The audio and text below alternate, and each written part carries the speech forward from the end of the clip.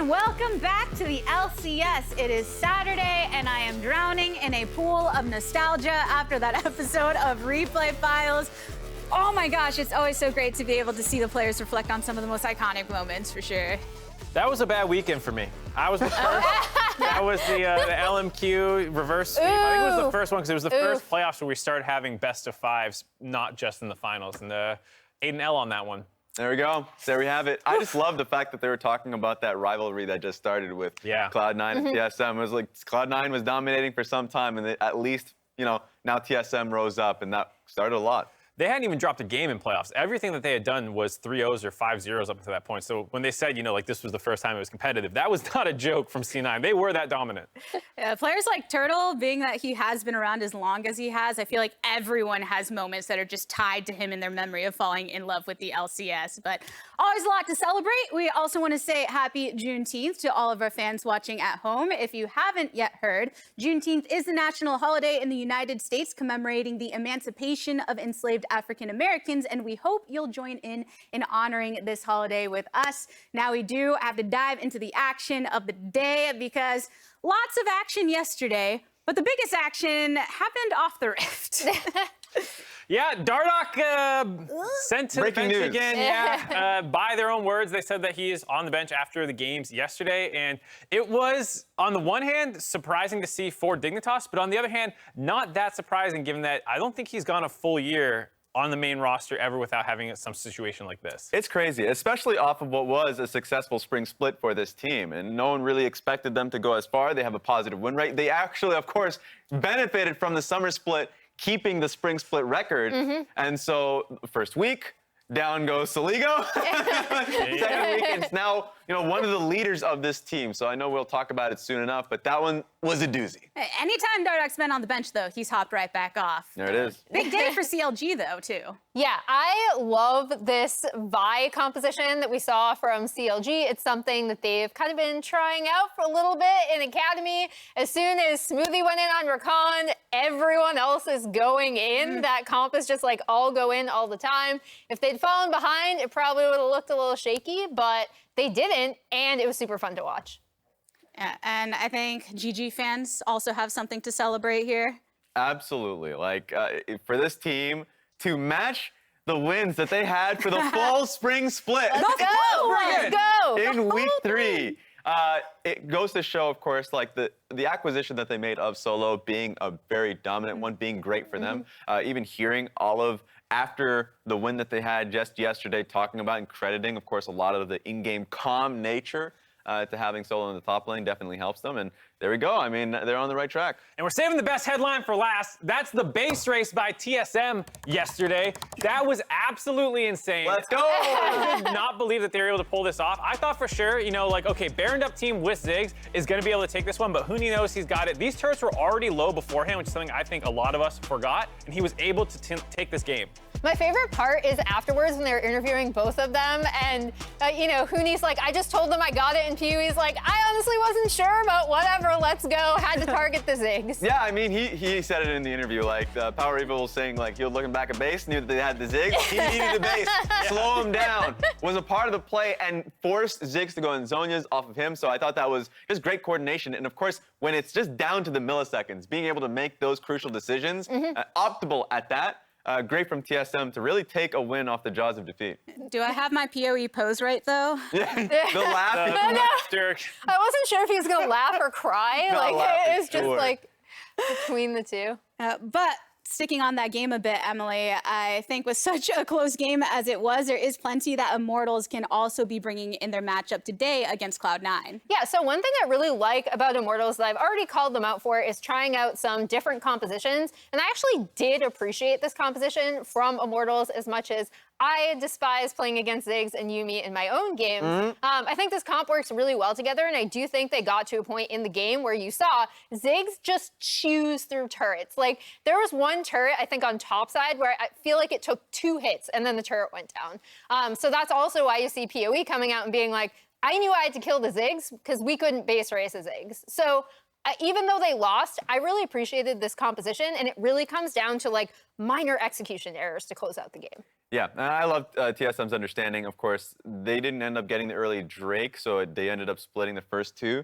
which meant that we had a 30-minute game with a Yuumi, Ziggs, sprinkling a little bit of Gwen, and you just have yourself a late-game demon composition. So, like, TSM recognized that, split the map, and just tried to play that. That's the sad thing, though, is that like when you look at the late game, they actually won a number of the fights, but they couldn't win the game. They were behind TSM. They started clawing their way back, and then this feels like a bit of a pattern emerging for Immortals when you look at some of their most recent games and the gold graphs that happen. It's like they're literally winning the game up until the moment that they lose the game. The coast. It's a huge tilter to see that happen when you end up seeing these games because it feels like they're so close to being able to win. Oof. Woo! That's a big mountain. Yeah.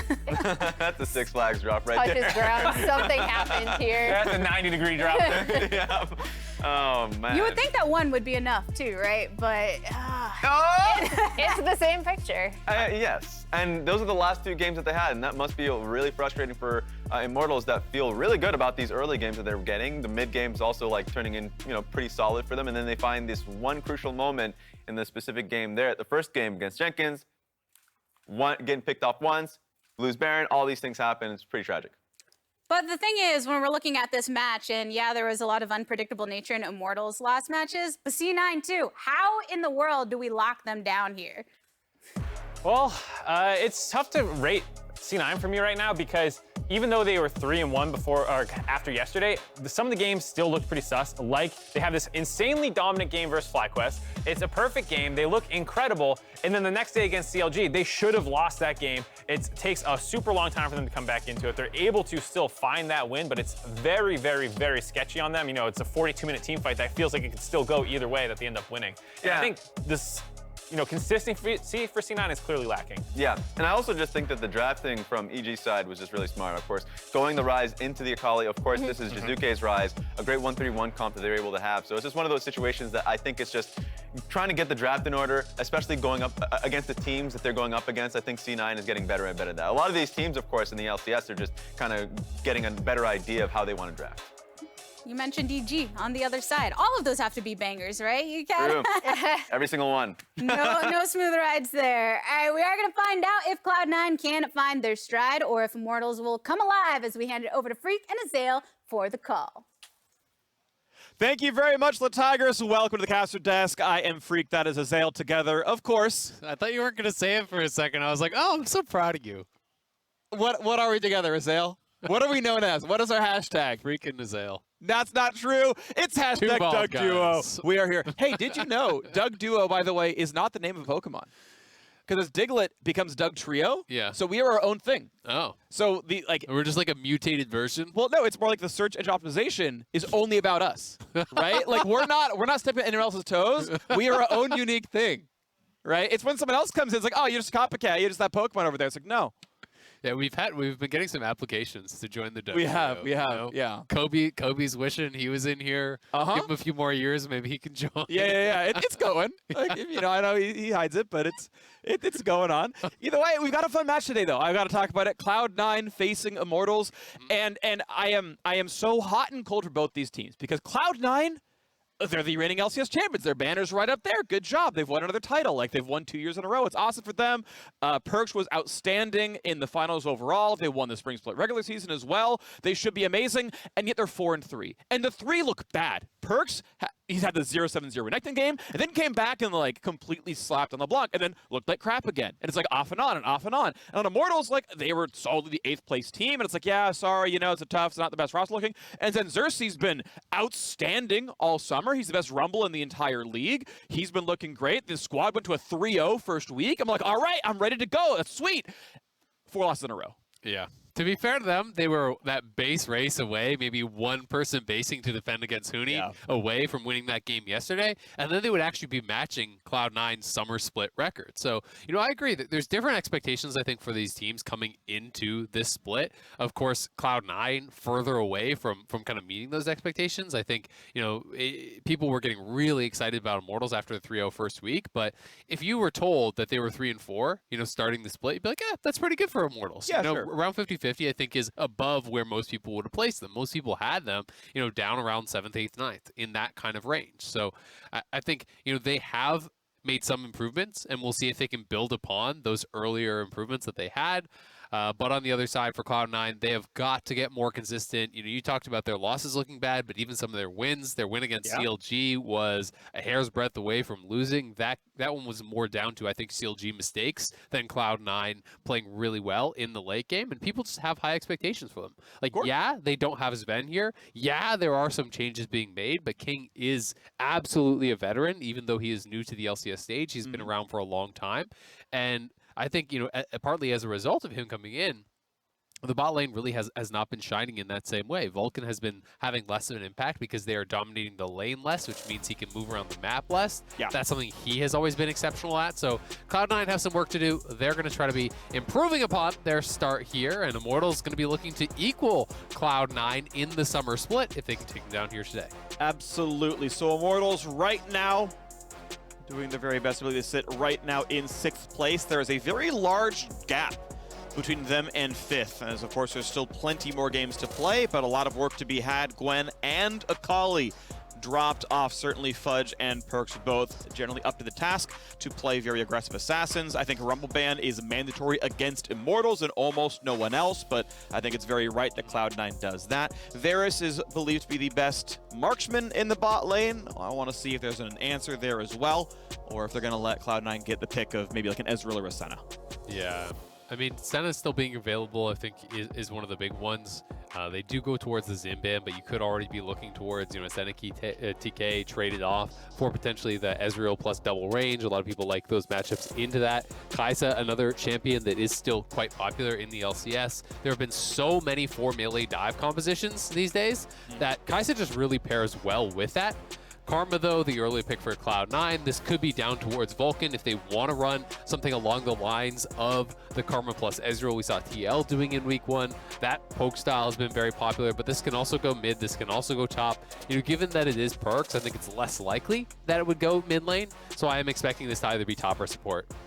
All right, waiting to see what comes through for the rest of the draft right now. Keep in mind, we did switch patches, I believe, as the start of this week. So small nerfs to Kai'Sa, small nerfs to Varus. Clearly, Varus still on the ban table. Kai'Sa right now being overlooked for now, as Tristana is locked in for Immortals. Insanity, I really, really like him on damage champions. I was a big fan of his Ziggs yesterday. I've liked his Karthus a lot over time as well.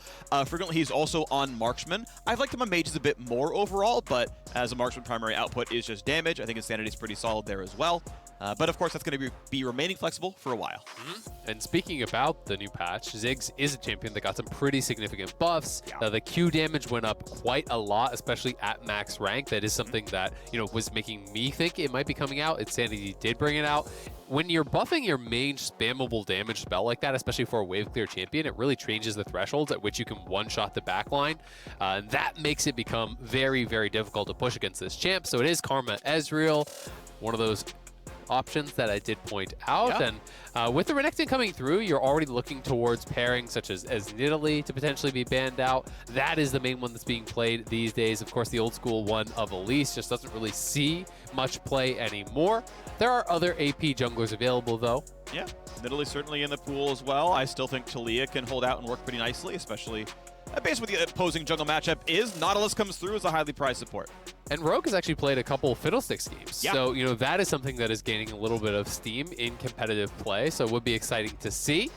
Nautilus plus Nocturne plus Tristana, it's looking like dive. And then on the other side for Cloud9, they're already drafting the beginnings of a composition that wants to kind of poke and kite back. I would be interested to see if we get something like the Zoe band out. Perks has a very good Zoe. It is a good pairing alongside the Ezreal. People generally like 2 forms of poke, but if you over-focus on one role, you could be moving the Renekton towards mid lane then, you know, swap things around. Olaf as the ban is interesting. That feels like more of a Blabber-specific ban rather than the meta, because Blabber is so good on this champion. When he has been winning his MVPs, it's largely around champions like Olaf. He power clears, he gets ahead of the pace of the game, and he takes over. The Ziggs ban comes through, and I especially like the Olaf ban, to your point, when you've got a champ like Karma drafted up. I think Olaf always wants just a little bit of help over the top. It just kind of empowers him so much, so especially when you see a Karma ban, you're like, okay, that was at the table. I think Volibear, to me, if you're banning Xin Zhao Olaf, I think Volibear just logically follows as the ban you would put in against Blabber. I still think it was one of his best games at MSI, for example. I think he's very good at the champion overall. But we'll see. What does Immortals want to get rid of at the very end? Because it's a mid-top support flex and a jungler, and they say Jace off the table. Okay. Jace coming through makes me think that maybe Nocturne top for Revenge. Of course, this is a three-way flex. There's still, opportunities for Immortals to try to get really tricky here. The only thing you're pretty sure is that Nautilus is support. Tristana could be AD, could be mid. Nocturne could be a three-way flex on top side. So they do have options to try to pivot around here, but they're going to have to reveal a little bit more of their draft as Volibear, the call-out that you did have, but banned by the opposite team than you were expecting it clearly from. Clearly not what the plans were. So Cloud9 to me is reading that Xerxes would go Volibear here as that 4th pick, and that the Nocturne would be moved to a solo lane. And if that is the read, then denial there I think makes sense. Lee Sin is still available. Gragas is still available if you want AP. Would be a less common option. This could also be up towards Revenge, and you have Xerxes playing the Nocturne top. So they still are remaining fairly flexible here in the drafts and could pivot based on matchup. I'm hoping it's Gragas top lane, Nocturne mid, and Fiddlesticks is still coming through. All right. My mind is set on Nocturne Fiddle. I saw it a couple days ago. A bunch of analyst coaches popping off about it. You turn the lights off, Crowstorm shows up. It's beautiful. It's not going to happen, but I want to see it. All right. I think it's a good combo. Lee Sin coming through, though, going to feel really good. So Renekton, Lee Sin are the solo lanes. Karma is the support. I mean, there's a chance Blabber is playing the Lee, of course. Yes, that is certainly on the table as well. So, yeah, maybe that's still going to be true. Now they need their 5th and final pick in Cloud9 side. And they kind of need some magic damage, unless they're willing to just go full-on early game, because there is Nautilus. This Gragas could also be going full tank. So that is a concern. Diana as the jungle here. Very likely should be jungle. I'm guessing Lee Sin top, Renekton mid, Diana jungle.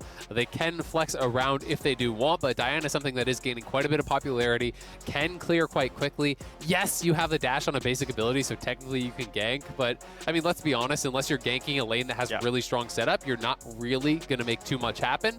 But the setup in the team fights is very powerful. You ult everyone together. The Ezreal ulti over top. The Renekton AoE is in there, so that can be pretty dangerous. Viego as the last pick, so looking like it is going to be Xerxes with the Gragas in the jungle here. So very interesting stuff. So generally when you are having Gragas jungle, it is going to be AP. There's not really a chance of full tank these days. So it does mean that there's no true frontline on the Immortals side, which I think somewhat benefits Cloud9, who is playing more of that kind of like mid-game skirmishy style of composition that doesn't necessarily have incredibly high DPS, barring the Ezreal getting way ahead. But it's a lot of dive on the Immortals side. It is the more standard meta kind of 4 melee style comp. Cloud9 does have a little bit more range with the Karma. They're going to be looking to poke. They're going to be looking to play for priority. And you can expect Blabber to try to utilize that priority to just get ahead as far as the farm goes. Because generally as Diana, you really want to play for your 6. You really want to keep your farm up because this is a champion that's very powerful from ahead, but kind of lacks utility. And if you are playing from behind, you end up being pretty useless. Yeah, absolutely. Such is the case when you don't have much utility. Your primary output is your stats, and if your stats are low, then you don't have an output. And I'm sorry, it's going to be a rough one for you. This is going to be a fun game. It's going to look pretty brawly, absolutely. The engage tools on the Cloud9 side, definitely a little shallow. On the other side, though, for Immortals, obviously Destiny can have himself a good run, laying some hooks, laying some ultis, and hope the follow-through is there. Obviously, Nocturne can try somewhat. Their actual backline damage is a little tough to get to, I feel like, because Nocturne can reach backline, but no one else reliably does so. So Insanity kind of can't be the one to dive. He can't really solo out an Ezreal or anything. So he's got to get there hitting the front line. So I don't love this comp alongside a Nocturne because there's no complementary champions.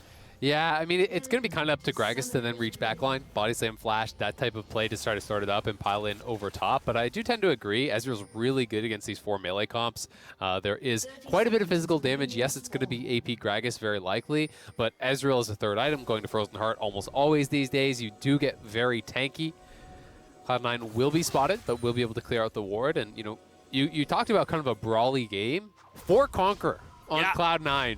Feels like it's really good in those extended brawls. Gragas obviously going for Predator. This is more about the gank potential there. Hail of Blades, very common for Raze. And if you want to check out the free Pro View matchup for this one, it's going to be Blabber versus Xerxes, who has been fantastic so far in summer.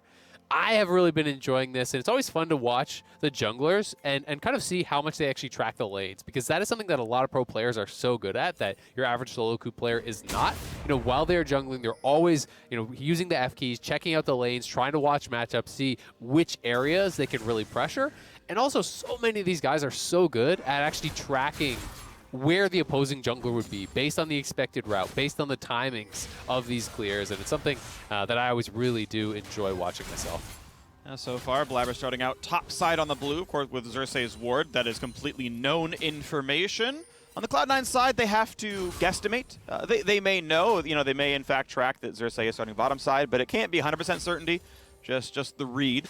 So Blabber, yeah, taking down the camps as expected here on the Diana, getting the extra attacks off. No big problems here. Just doing the pathing as fast as possible. As you mentioned earlier, Diana, very, very fast clear. Should be looking good overall. And probably outpaces the Gragas early on, but they're not going to fight for the same Scuttle Crab, so it shouldn't really hurt Xerxes much. And for all our Spanish-speaking friends, check out FlyQuest's Spanish co-stream at twitch.tv/FlyQuest. They have been doing it all year long. Very cool stuff. To have the different options, we obviously have the Spanish stream now. We have the audio-only stream for when you're on the go. Always love to see those extra options being popped out here. But it is revenge on the Viego. They did take that top. They did move the Nocturne towards mid, which gives you the ability, I always feel, to kind of have more options on how to move the map, especially when you have the push, which, at least in the very early levels, Insanity did. Anytime you go into Fog post 6, you kind of have that worry on the Cloud9 side. If it's not warded out, where could he be going? Do I have to be playing safe on this side of the map? It's also very easy to kind of group up with Xerxes, even if you're still in mid lane. Xerxes can look for invades towards Raptors and these types of plays, and you can be right there to back them up.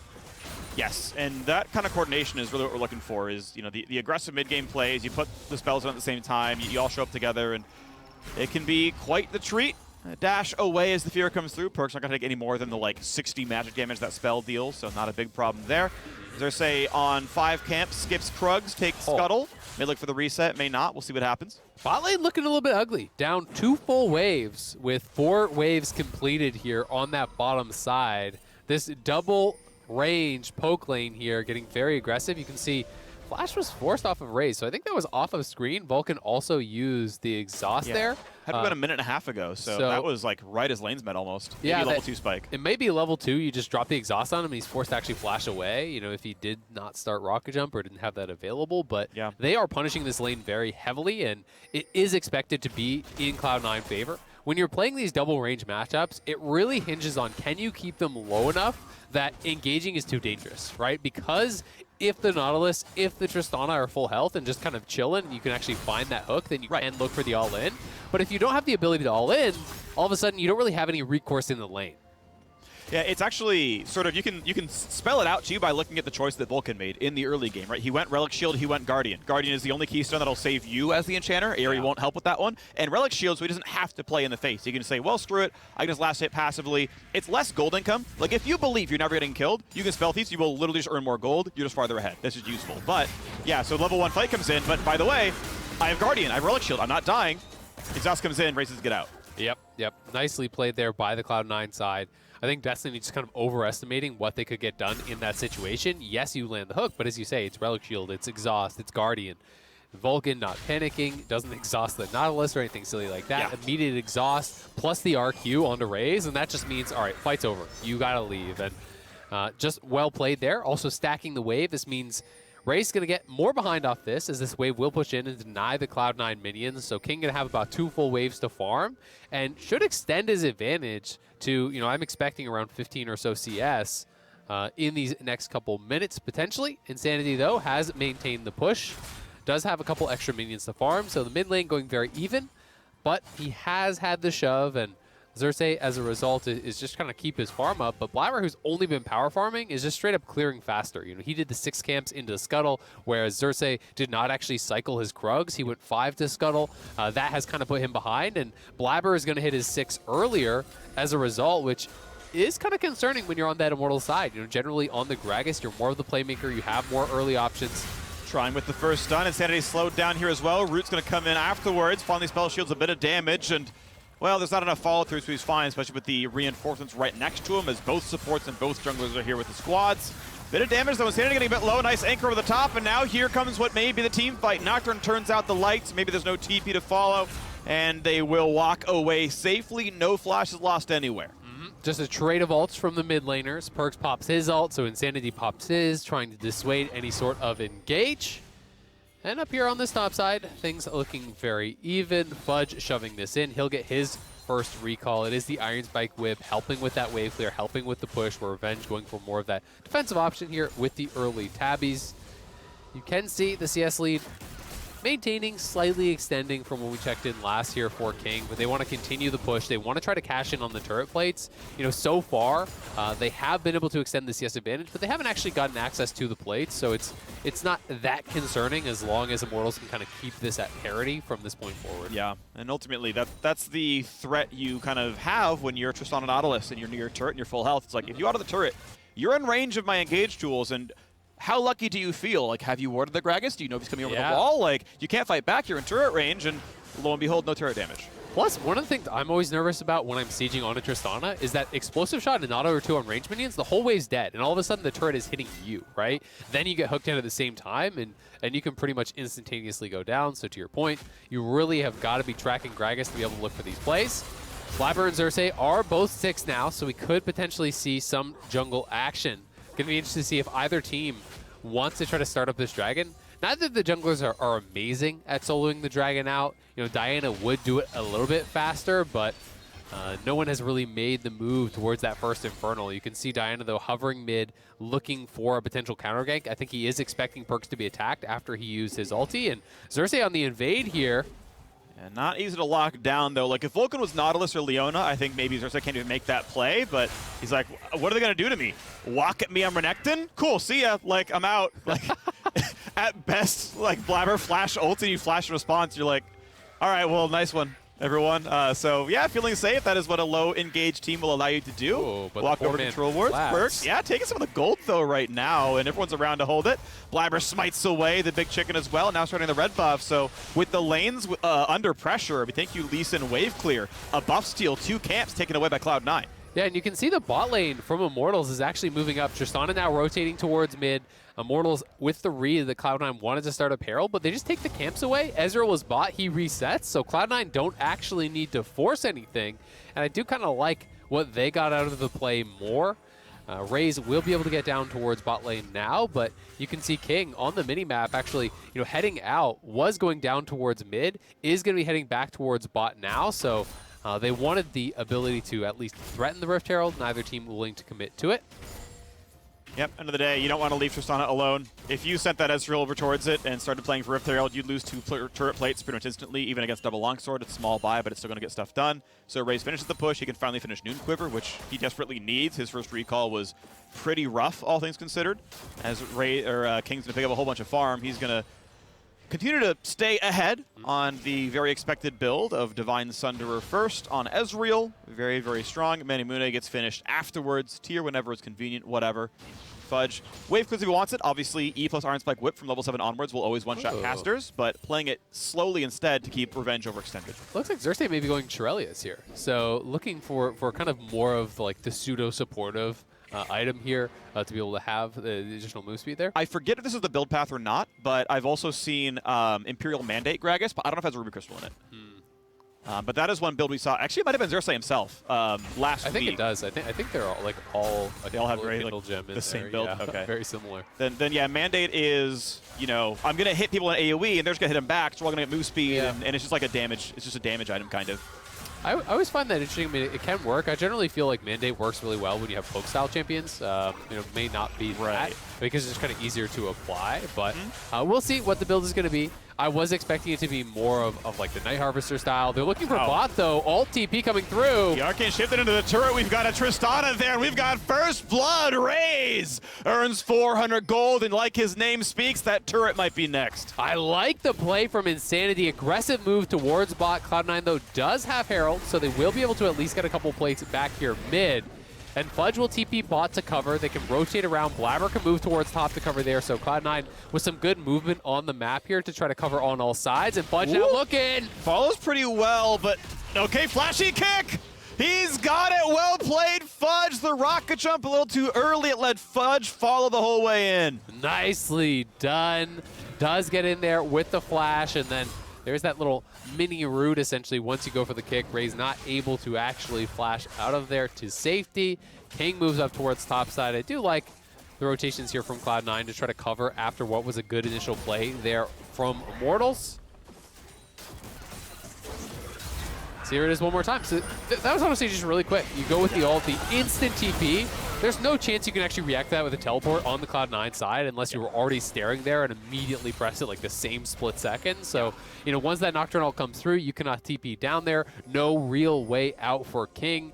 Even if you Arcane Shift away from the tower and then flash, you're still going to be in vision of Insanity, who's then going to ult on top of you, and you have no move blocks, so you're going to be dead either way with no one on that side of the map. So nice little punish. Ezreal generally considered to be one of those champions that's super safe to leave on his own, and it is true, but still punishable in some circumstances. Not against mid-Nocturne TPing on top of you. That one's a bit tougher. So hey, well done though. Kudos to Immortals. They have kept the game a bit close. It is still a 300 gold lead to Cloud9. So that's going to still feel reasonably comfortable as we wait for any neutral objectives to actually be attacked. Keep in mind the Rift Herald was crashed in the middle a while ago. Of course, that was claimed. That's why there's that 300 gold lead, because there's 2 turret plates taken in mid. That money, by the way, I believe all went to Blabber. Perks could not get in melee range of the Herald charge, so it's just more money on Diana, which is fine. It's a good spot to put money on. But no dragons to anyone's name just yet, and obviously all the turrets are about at least half health. And Blabber actually is where a lot of the Cloud9 gold advantage is. You know, they're up only 300-400 gold right now. He's up like 600-700 gold. So, you know, he has been getting a lot of that. I do expect him to just go towards Night Harvester, go for that kind of bursty style build. There are other options, of course, but that is probably where he will go. And we'll see how effective he is going to be. His first Mythic should be coming along pretty quickly here. He did get Tier 2 boots, but has a lot of gold, has been power farming, did get those plates off of the turret charge. So it's been a very kind of calm game here for Cloud9. You know, generally you do expect them, when you're looking back towards spring, to kind of just be running away with games against some of the lower ranked teams. This has been one that has played at parity, and does mean that it's really going to be down to just straight up teamfight execution. Who's going to play better around these dragons and these objectives when they inevitably come? Because so far, no one has gone for one. Even if Immortals get to this is a 14-minute dragon. Soul is like a pipe dream. Soul is what, at 34 minutes if you kill dragon on cooldown every time forever without any interruption? Yeah, that's not going to be any time soon, as now there is a fight commencing. 300 health on the dragon. Destiny tries in. Good smite. Blabber gets the first one. King gets out. Ult's going to land on the 2. Flash out for Xerxes. Nearly caught. A good stopwatch buys Blabber some time, and now Perks is on top of his opponents. Big damage out of King. Fudge claims the kill. A well-fought battle for Cloud9. A good smite. A good everything. I just don't really get why Immortals was committing to that fight when Insanity is topside with no TP. I mean, look at the Nocturne. He's way up there hitting the tower. He has no ability to join that fight, so I get maybe trying to sneak the dragon, but as soon as Cloud9 shows up, you should not be going in. You should be backing it up, and Revenge was coming into the fight. It looked like Immortals did want to kind of scrap for it, but that feels like some miscommunication, players not really on the same page, because it's just not a play you should be going for when it's going to be a 4v5. Absolutely agree. Mistakes, unfortunately for Immortals, might cost them. We can watch that fight again. The Renekton, of course, TP's in the middle, so this starts with the 4v4. Yep, exactly. It is a 4v4 in the start, but the Renekton does join. Perhaps the read was that Nocturne will be able to stop the TP, that, you know, he sees the Renekton up there, that he can get the Fear channel on him, but the Fear takes a while to actually go through. It's not any sort of like instant stun. And you could see on the minimap, Insanity was trying to chase down towards Perks, so I think that was potentially what Immortals' read was, is, hey, don't worry, I will stop it. Okay. It is going to be Mandate Gragas. You called it. That is coming through here, so we'll see. You know, you land that poke, you try to get the follow-up damage to actually proc that. Could be pretty good potentially here if you can apply it to multiple people on the Cloud9 side in one of these scrappy fights where there's lots of melee on melee action. I'll be interested to see how much bonus damage it actually does get through by the end of this game. Yeah, because it's like mini Night Harvester, right? It's less damage, but it does apply some on initial, and then your teammates follow up, and you get more of that, and it gets pretty close in the same numbers, and then they get the move speed instead of you, or I think you both get the move speed, and something like that. It's like, okay. Like, there is some logic, but yeah, we'll see how it plays out. Insanity, very easy to clear the minions out. Obviously, Stride Breaker plus the passive auto nearly one-shots most of the wave, so easy enough there. Cloud9, very close in gold because several turrets died. Keep in mind, in the back half of that fight during the replay, top turret fell, mid turret fell. It's 2-0 in turrets for 1-0 in Dragon, so a close gold game to keep that one in mind. But Cloud9 still feel like the aggressors. Fudge pushing in top lane. Perks wants to share the gold. This is our turret, comrade. Yeah, exactly. He's trying to claim some of that. And look at him waiting. He wants Fudge to actually, full finish the recall. He's like, no, you don't get it. It's my gold. $6 million is not enough for Perks. He wants 300 gold as well. 6,300,000. Excuse you. All right, so here comes the play topside. They know the Lee Sin recalled. No one from C9 can TP in just yet. Revenge is here wanting some from the last fight. They're trying to burn down Perks. He's taken a while to kill, but they get him. And only now is Fudge in the fight. Kick, flash in. He's going to be feared, though. And he's just delivering money. He'll feed Perks, and he'll feed Insanity. Oh, Perks going down there. Overstayed on the turret. Could have actually just killed it together and then backed off. He wanted the local gold, wanted to deny every single minion. Overstays, dies. Fudge tries to TP to bail him out, and they give over 2 freebies. It will also be the Herald off of this, so that is sloppy stuff from the Cloud9 solo lanes there. Pretty costly deaths. Allows Mortals to have run of the map for now. And they're using Rift Herald with it, right? That's what they're getting. So, okay, we got the kills. We'll get the objective afterwards as well. Top's pushed in. Mid's okay. Bot is pushed in here as well. So the run of most lanes here as this fight starts again. Yep, it is the TP in from Revenge, same time as Insanity goes forward. It's a long lane. The tower's already down, so there's not really any realistic way out here for Perks. He does survive a long time. Fudge arrives. He knows to have any chance he would need to get an insta-kill to start this off, and I think that's why he commits so aggressively. There's not really any escaping for him once he's committed into the play. So, flashing in, trying to get that execute kill onto Insanity, but is unable to do it. Revenge has the Renekton Ghost. He can land a stun. The heal comes through from the Vorpal Blade's passive, and just not going to be able to make it happen. I want to say, nice sidestep by Perks.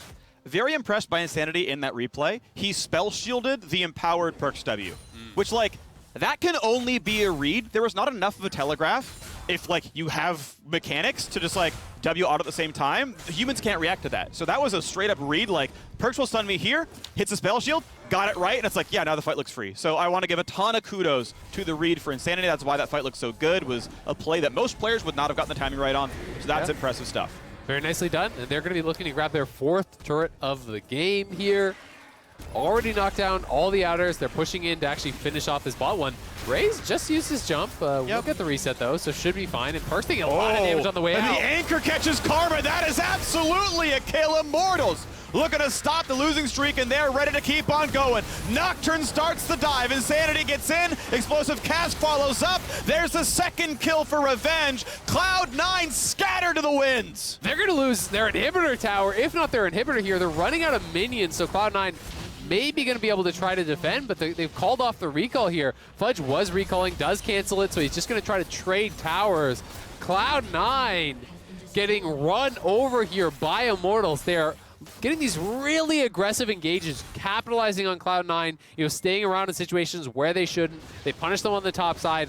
Now, eating all of the explosive shot damage off of that turret going down from Cloud9 on the bot side kind of prompts that engage. And they're again able to use Insanity's ult plus TP really effectively. He's been having a great game from the bot side turret dive, the top side punish for the 2 kills, now another play on the bot side. All of his teleports have felt extremely effective. Yes, and his non-teleports at least turned into turret kills. He's really, really played an outstanding Nocturne game. Revenge, honestly, he's had his ups and downs. This is a good game for him as well. 3-1-1 on the Viego.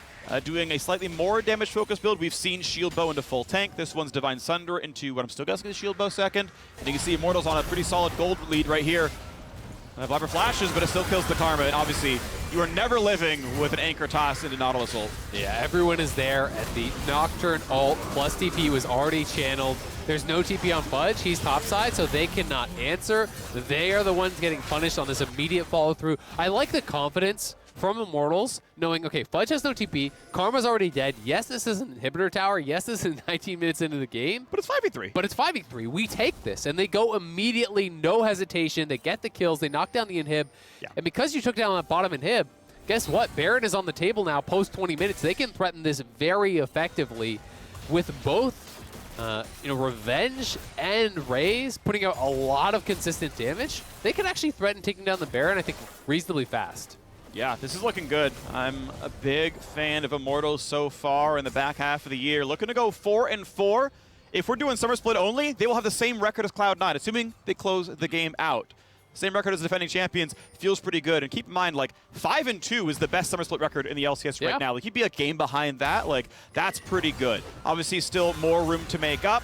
11-15 would still be a sub-500 record for a while until you get a few more. But the Immortals are looking good, and we'll see how long they can keep this kind of performance. One where they are clearly outplaying Cloud9 and picking up wins as time goes on. So top being pushed and the rest of the team taking control of the western jungle to make sure no one can walk in and check Baron. The longer they play in the fog, the less Cloud9 knows about, are they formatting Baron yet? Is it happening? What's going on?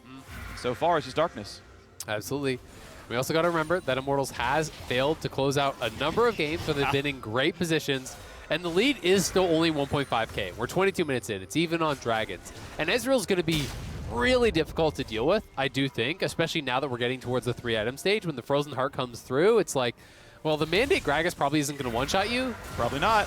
But maybe Nocturne's going to try. They've jumped on, and Blabber just instantly gone like a fish out of water, and now they run right up to the Baron. And look at bot lane right here.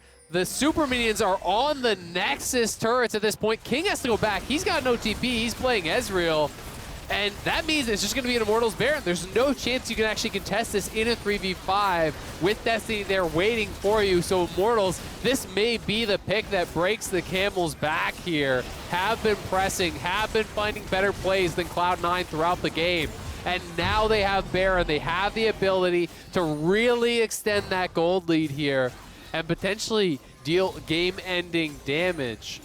Huge right now. How good's the Red Bull Baron buff going to be? Honestly, we're expecting a lot out of this power play here. They will have Baron during the next Dragon spawn. Sure, it's Dragon number 3. It's not going to be a ton, but that'll stack up as well. And I'm curious the number of turrets they get. Yeah, here it is one more time. And Blabber just not pre-Zoniusing that. I believe he did actually have the Hourglass prior to this play. That's a play where I expect you to actually just press Zonius before you get knocked up by the Nautilus ulti to try to delay, to try to see if your teammates can pile in. He may have made the read that, guess what, I'm already dead, so save the Zonius for the next play, but pretty rough stuff. Cloud9 had lost control over that topside jungle, and Immortals have been great at punishing. An attempt here on a revenge, 500 health on him, puts the ult down, I think, expecting True Shot Barrage to come over, wanted to get the displacement in to maybe dodge that skill. It was on cooldown, but he can't know that 100% of the time, so okay, ulti down, stays alive. Meanwhile, top lane is under attack. Reinforcements near Raze. That turret is going to fall pretty rapidly as Tristana, yeah, she's good at that kind of stuff. That's going to fall. And look at how much experience that Raze has gotten. He's been such a beneficiary of all the solo XP. He's the same level as the solo laners on Cloud9. You know, he's multiple levels ahead of Ezreal, right? Like, he has just been left to his own devices, and they go! Flash Diana with a rocket jump, he predicted it, so Raze is alive,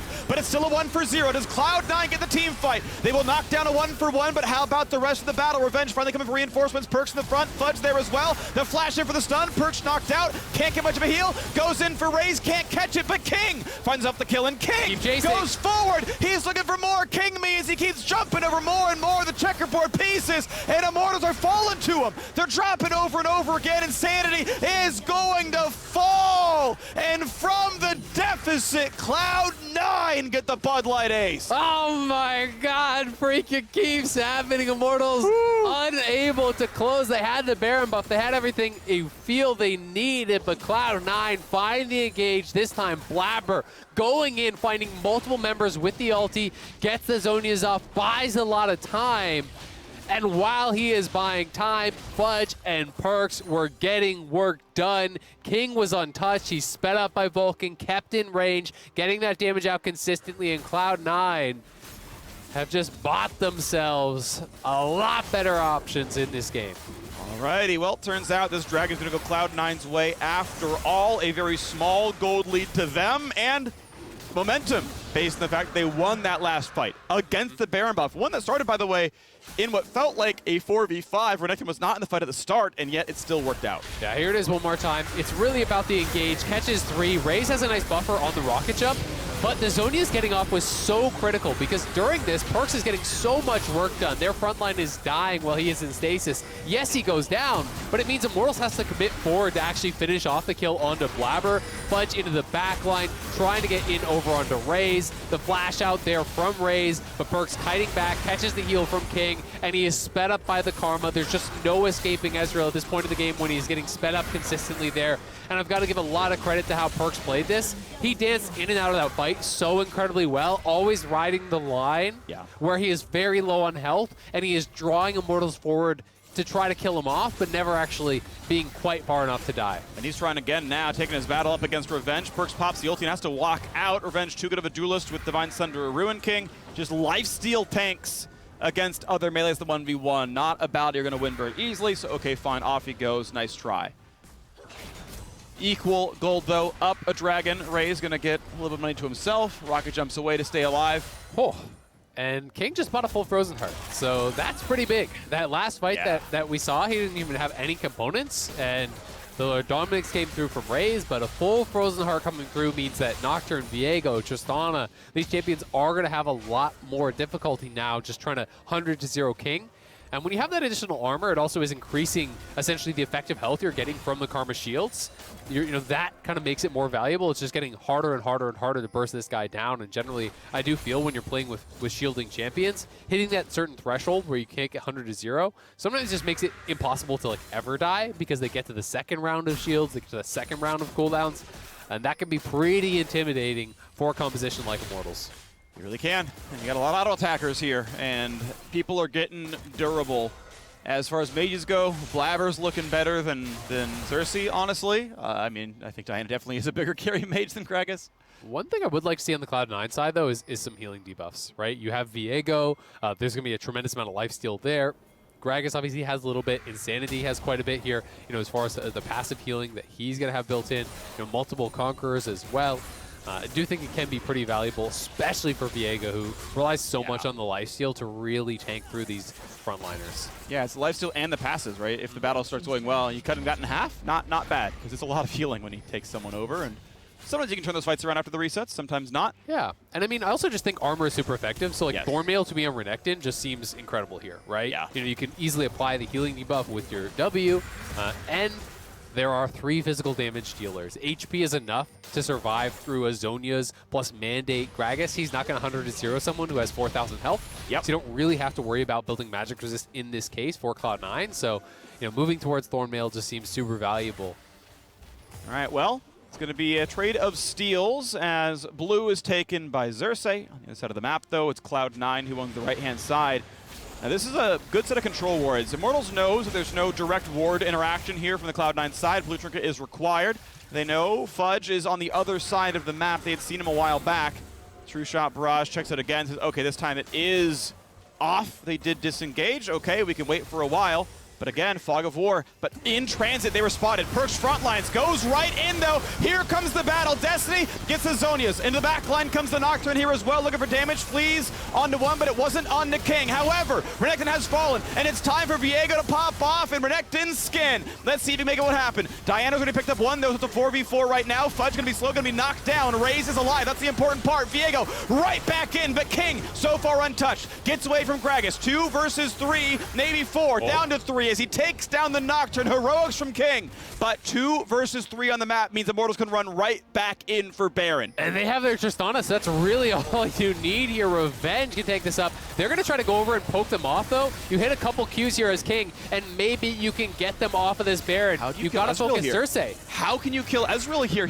There's no good engages. The Arcane Shift is on time. This is just not going to work for Immortals. This needs to be a reset. Well played by King and Vulcan. Yeah, that's a good read there. If you know the flash is down, if you know the ulti is down for Gragas, they don't really have the ability to turn here. You can't just jump straight in as the Tristana in this case, but now right back onto it. As the reset came through, Cloud9 doesn't have teleport except on Perks, and if he comes in here by himself, it's just going to be an int. I love this play. They waited for recall to be done. There's no way Perks stops this. TP for good measure, bring in Insanity. What an amazing play from Immortals. Absolutely love the decision-making here. How about the fight, though? There's a Dragon alive, and it's a 5v5 where half your team never reset the health bars, the mana pools, and the gold hasn't been spent.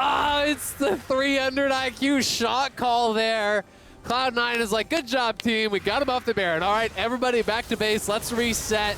But Immortals just stay out on the map. They don't need to reset. They see some recalls coming through here. They go forward. They get the Baron. Cloud9 does move to Soul Point here, but again, Immortals with more power on the map right now. Here is the initial play. The TP's coming through. Nocturne into the backline. And I have to say, King was fairly ineffective for the earlier portions of this fight. Wasn't really on point with a lot of his damage. And on the other side, you know, Raze is getting a lot of damage out on the Cloud9 frontliners. They focus down Fudge. They focus down Perks. They take more out. And if it wasn't for Insanity going a little bit too far forward here on the chase, I do think that Immortals maybe even just instantly take the Baron. But it was a good kill for Cloud9, delayed the initial play, they pushed him off the Baron, but it was the shock calling from Immortals to stay on the map and take that delayed Baron there that gets them the big reward. Okay, well, Raze's rocket jump is down, still has flash, but you can see he has to kind of predict, when does Renekton go for the flash and power W? When does Blabber go for the E flash R? Because if I don't buff a rocket jump, I'm dying in the CC combo. Yep. He has been on point. He has dodged most of his engages very, very well. He's been a good AD carry. But now, the kick flash brings in revenge. Ults over the wall. Does he get to safety? He has a blast plan, but the Lee Sin Q lands. Big damage and an even bigger chase. They will pop the Guardian Angel. Now, the push is continuing elsewhere, though. Yes, Viego will die. He will not lifesteal long enough, but it will mean top lane tier 2, top lane inhibitor turret dropping as well. But you have to respect the 5v4 when eventually Cloud9 fights back. Nicely done, though, from Fudge. What a play there. Not only getting the kill, but getting the GA is actually so big for the next fights here. You know, if you're looking forward into the game, these 5v5s late into the game can be decided by GAs. I think especially if you're making the read, we are going to lose an inhibitor anyway, then doing that sort of play minimizes loss and allows you to be able to kind of stabilize, push out the wave. They did lose that top side inhibitor, which is more of a big deal because you're not playing towards Baron now. You're actually playing towards Dragon next. So we'll see if Immortals can take advantage of that. Looking for it. 25 seconds left on the Baron buff. That one's going to time out pretty soon. You can see the turret score is 8-4. The gold within 1,400. And now TP bottom lane. Fudge, we know he's flashless. This was known information. Sen can't ward hop. Kick buys a bit of time, but they get the slow out of Gragas. Willing to eventually ult as a Q comes in. There we go. That is a big shutdown. The Baron buff might be ending, but there's no turret here. This inhibitor is definitely gone. Now, how much happens in the 5v4? For 50 seconds, Fudge isn't here. Top lane, no inhibitor. That wave's pushing in as well. Nocturne sent to mid to clear it in. They're going for triple inhib. Yeah, they are going to be having the push here. This is really tough for Cloud9. You can see that Cloud9 is heading up towards that top side. You know, multiple supers coming down that top lane. You have the split in all three lanes right now. Viego pushing in bot side. Immortals able to find Fudge, punishing him there. After that great mid lane play, he gets a pick, he gets picked off. But Immortals looking for the triple inhib here. I'm not sure that Cloud9 are going to be willing to make a stand at this inhibitor with revenge behind them. Cask buys a bit of space. Diana onto the front. All right, no one dead, but the health bar is getting a bit low. It shuts down Diana, though. Raze on a rampage. Revenge going to be fine. Cask actually up now. It was not that. It was just the easy barrel for damage, but Blabber's engaged. Did not find the target. Raze got out, and there wasn't a follow through in all the melees. Fudge is up, though. So did he buy enough time to actually protect this third inhibitor? That would be big, but it looks like it's not going to result in them being able to defend this unless Cloud9 are really willing to go aggressive. King shifting in, but does have to back up. Yeah. Minion waves definitely help that, where now they can tank the Mystic shots and Tristana can free fire. It knocks down triple inhib. Their only reward right now is the fact that they're getting a Cloud Drake and an eventual Baron as well during these inhib deaths. But you've got to reset and get back on the map soon, because anytime inhibs are down, yes, they're locked in the base, but they're just getting gold and XP that you are not. So Cloud9 in the current position of catching up until Immortals' next aggressive play. And we'll see when that aggressive play is going to come through. Cloud9 do have very poor wave clear overall. So, you know, I do think if you push with supers in all lanes, I don't think you necessarily need to wait for the Baron here as Immortals. I think it is reasonable to actually just escort in the waves from all sides. The engage from Cloud9 is really not that threatening as long as you have a well-timed rocket jump. Raze should always be fine to either self-peel with the Buster shot or just kind of hop right out of there. And then it becomes just really tough. You can kind of threaten the Nexus towers, you can push them in, and you're end up in this situation as Cloud9 where you're dealing with both supers and the Immortals threat. So we'll see if Immortals are willing to go for that. For now, they're for sure just going to grab the Dragon. You can tell based on their positioning. They just want to move over towards this Dragon and grab this for free. And then the question is only, do they wait for Baron? And I think if you're waiting for Dragon, you're probably waiting for Baron too, as it's only in 30 seconds. So the question then becomes, does Cloud9 actually want to challenge at the Baron, or are they just going to turtle up and pray they can wave clear? Yeah. And keep in mind, each minion wave, right, there's three lanes, 2 waves a minute, and each wave's worth maybe 150 gold, roughly. So there is 900 gold per minute. Now, of course, with Insanity here, he's getting the mid lane wave, he's getting that back, so that's fine. But it is giving some gold over as you buy these objectives. And even more because it's triple inhibs. You get 2 supers per wave. So that's, that alone is 90 gold per super. So 180 plus the additional minions here. You're looking at a tremendous amount of gold getting funneled in here. But it will be Immortals Baron.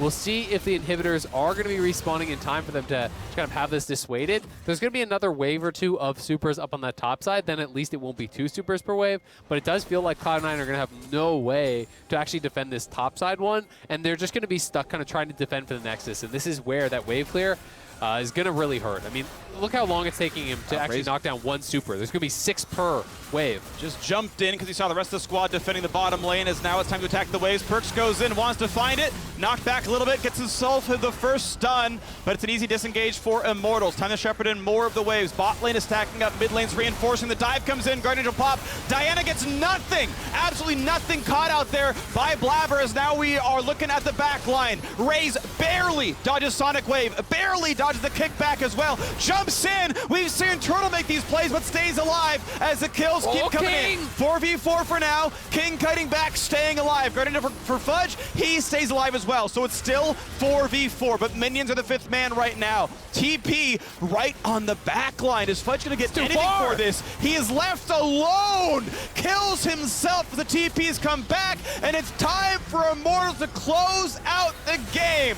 It was a 4-game loss streak, and that ends today as they knock down the defending LCS champions. Huge win for Immortals, almost taking down TSM yesterday, and they do take down Cloud9 here today. They were so proactive with their globals. Really, I think Insanity is deserving of so much credit. Multiple plays across the map with the Nocturne ulti into the immediate TP. No hesitation on finding those dives. When you think back to the first dive on Ezreal bot side, the dive at the inhibitor tower in bot lane that got them that tower, that got them that first inhibitor, it was all off of those Nocturne plays and really aggressive moves here from Immortals. I think if they played a more passive game, they would have got kind of whittled down by Cloud9. They would have struggled to deal with the Ezreal, but they just never allowed Cloud9 to dictate the pace of the game. Yeah. Really, really impressive stuff. Obviously some good fighting, some good individual plays. You mentioned Insanity a few times. I want to know who made the call for that Baron, that second Baron. That was a thing of beauty. Hopefully someone sources this information, because that man deserves a raise. Regardless, that wasn't intentional. He was on my screen. I couldn't, it's just how your brain works. Homonyms, you know, what are you going to do? Either way, again, a really fun game. Super happy we got to be watching that one.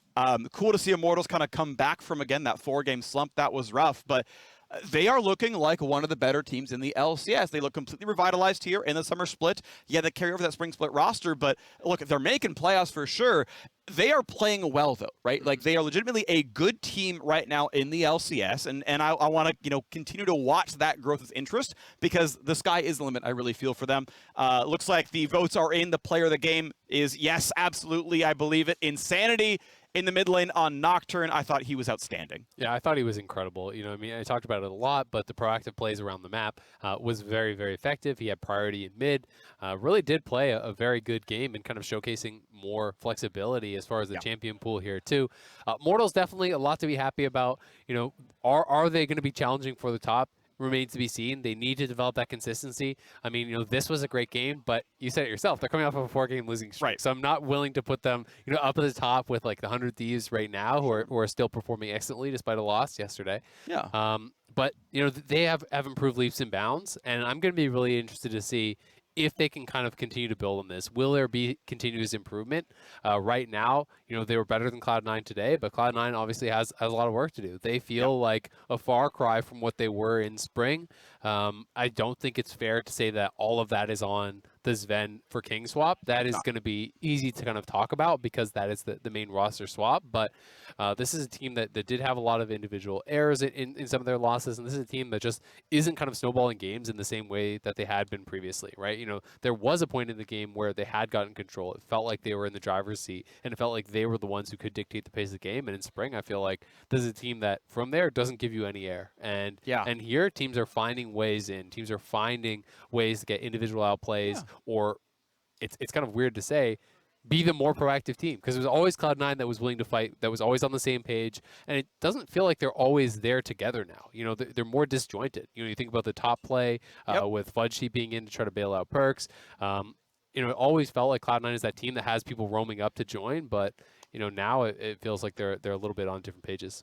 Yeah, so we'll see if that can come together. There's only so many weeks left for Cloud9 to pick up all the pieces, but a 4-4 start is not what they were wanting after the first 8 games of summer. Now we are stepping away, but on the other side, Immortals head coach Giotto will be joining the State Farm analyst desk to break down that game. We'll see you there. Was it Coach Diff? Coach Diff, yes.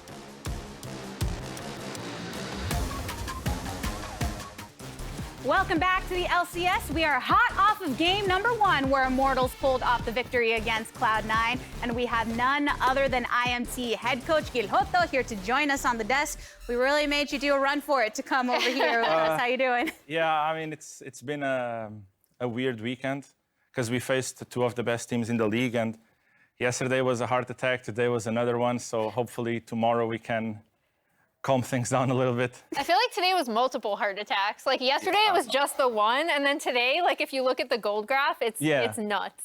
No, it was weird because I mean obviously with losing a lot of games in a row, the team gets a bit anxious, and yesterday so close to the win, it goes a bit more. So some of our judgment has been a bit clouded by that, but hopefully this win can put us onto a similar form than week 1. Even having spent some time with XFK over on Origin, you still can't prepare for the backdoor. That's still an emotional call. It's because I mean, a lot of people obviously on Reddit and stuff will always say, how can they make this call and stuff? But they have to understand that this is not necessarily something that we are either going to practice or talk about. It's like, oh, in this situation, this is how we base race. The same way that we can talk about Drake or Baron setups. It's something so rare that doesn't even happen in scrims. That obviously it's all come down to instinct, and TSM instinct yesterday was just better than ours. So I do want to get more into the game that we just watched. But before that, because this is the first time we're having you on the broadcast, you have now been here for some time, joining at the start of the season. We've heard a bit in past interviews, one even back from November of 2020, about your plans for Immortals, the multi-year plan. Can you tell us a bit about your coaching philosophy? So it's always going to adjust to the players that we have. Obviously, the coaching philosophy that I had in Origin with way more experienced players is different than this one. For now, the main thing that I want to focus is making sure that we can nail down the basic fundamentals, and that, for me, the most important thing will make the team work together before, or developing a working together system before introducing a lot of topics, because that just feels like it makes it easier. But overall, I for now, at least, the whole philosophy is just working a lot in our culture, making sure that we have a good environment, making sure that the things that we do is together. If we win together, if we lose together, things like if someone has a backstage interview, people just sit down on the chair and applaud for them. We want to have fun together, and that passes a lot from having a young team for NA standards at least, and a team that doesn't have a lot of experience on stage, at least 3 of the players. So making sure that they spend that journey together is the main focus from my coaching philosophy for now. And once we go into next year, then it's going to be more of achieving higher goals, thinking instead of game at each time, thinking more what is our goal for the season, where do we want to reach, because then the part of like the culture should already be kind of established. When a lot of teams talk about like a longer plan and making sure that teams gel together and stuff, I notice that they tend to stick with a really similar draft format. But you've actually done, in my opinion, a really good job of like maxing out some of the champion pools for these players. So like, I don't know. So like, what is that like? Like, what is that discussion like with them? Or are you just asking them like, hey, Insanity, I heard you have a champion ocean. Like, what can you play this week? Or how does that discussion go? I'm not sure if that's the good thing, because I think that did cost us a couple of games. But just like the Pretty situation, that's something that me and the organization are willing to take that risk for that year, because I really want to go, or I really want to transmit to players that I have full confidence in them, and that if they are feeling something that is less usual, like last split the Vayne, or yesterday the first time Yumi that we never played in scrims, if it's something that they are feeling, I want them to feel like I have the confidence in them to pull it off, and it's literally part of the culture. I think that if we were not thinking game after game and we were thinking we have to achieve this specific number of wins to achieve our goals, then probably we will just narrow down champion pools and making sure that we optimize our chances to win. But for me, I think that in the long run, that will actually have a bigger impact on our team. And hopefully this time we can show, or that can be an advantage if we make it into playoffs, having that amount of champion pool. Going into best of ones, maybe it's not as impactful. Going into best of fives, then it's going to be more. And I feel like we will be more ready than most in that case. Nice. So let's go ahead and dive deeper into that champion pool. We're going to take a look at the draft from the game that we just witnessed and pick your brain a little bit. Tell us your thought process. So, holy, how much do I want to say? That's always the hard question, right? So in this case, we felt that Vulcan was a very big piece when it comes to engages for Cloud9. So we wouldn't mind if either them or Perks will play an Enchanter. So we just gave Karma, and then we had two options. Either we take the Ezreal, or we go full Bongo. And for today, we decided that we would go full Bongo. So we just gave them the Ezreal, made sure that everyone on our team has some kind of dash to go in and to reach it. And gladly it worked. I think it's not necessarily, I don't think it's necessarily the best. I think having triple AD versus Ezreal is obviously extremely risky, and playing versus Ezreal Karma, it's always going to be risk, but gladly they picked Renekton. So then that helps out a little bit. We had Renekton. On the other side, there was Insanity. He was actually player of the game here on the Nocturne. Can you tell us a bit more about his performance and coaching him as player? Yeah, so I think Insanity in our team is probably the most consistent player. It's not going to be someone that is going to get a lot of players of the game, or someone that is going to absolutely through stats carry the game. But he's someone that will always be consistent. He will never be the reason why we lose a game. And everything that he does to support the team to achieve that win is something that a lot of times for the normal viewer will go undetected. I'm really glad that he got the player of the game. I think he didn't get as many as what he does for the team shows, but it's just how he is as a player. Not a very big highs or very big lows. He's just someone that is stable, that is improving consistently. And for me, that's a quality that is very, very hard to teach. You love to see it. We love to see you here on the desk. Thank you for joining us. Yeah, really appreciate you here today. And as we say thank you and goodbye to you, we are going to go ahead and get going with the rest of LCS. We've got a sneak peek of tomorrow's episode of Next Level, featuring our boys Raz and Kaizen and a whole crew of cool guests. Check it out.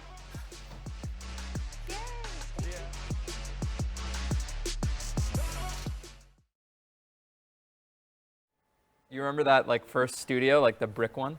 Yeah, dude, you know it's actually really close to Yeah, here. it's right around the corner. Yeah, that one was crazy. It was like it wasn't even walls between the two teams. It was just one divider. Oh yeah, my it was God. just like a tarp. you'd like hear the other team screaming. They Yeah, get like, all you remember excited when they Zuna? kill Oh you. my god, that guy Yeah, is it was so every hot. game against Vulcan.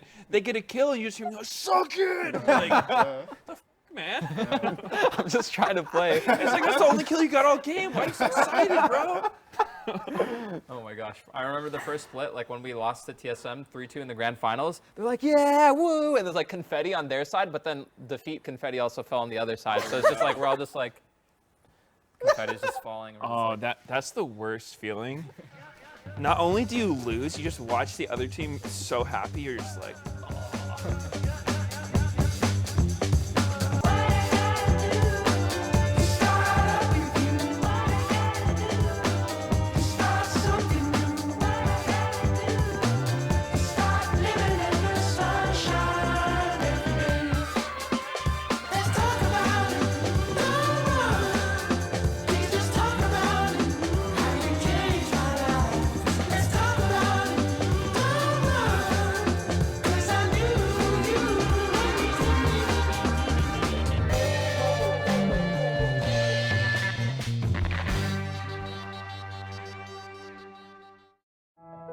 We may be in a touchless world, but we can still touch people's lives by staying in touch and showing you care. Because now, each time you order online or tap in store with your MasterCard at restaurants and grocery stores, MasterCard will donate to Stand Up to Cancer, one precious cent at a time up to $5 million.